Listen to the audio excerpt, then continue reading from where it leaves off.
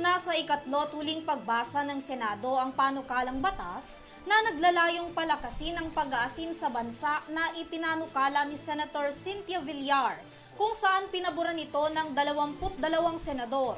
Si Christy Rivera para sa detalye ng balita.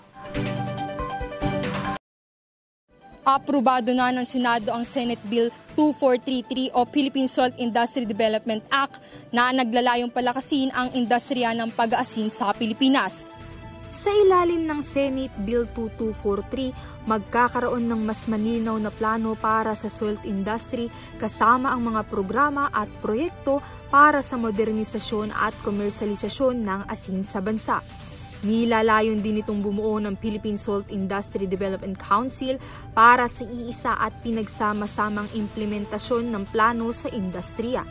Ayon kay Senate President Juan Miguel Zubiri, magiging malaking tulong ang naturang panukala para sa mga coastal communities na umaasa sa pag-aasin, lalo na sa mga taga-Bulacan. Tutukuyin naman ng Department of Environment and Natural Resources o DENR at mga kaugnay na ahensya ang mga pampublikong lupa, kasama na ang mga municipal waters bilang production areas para sa pag-aasin. Magugunit ang karamihan sa mga asin na ginagamit sa Pilipinas ay ini-import pa mula sa ibang bansa. Para sa EuroTV News, Christy Rivera, sumasaludo sa bawat Pilipino.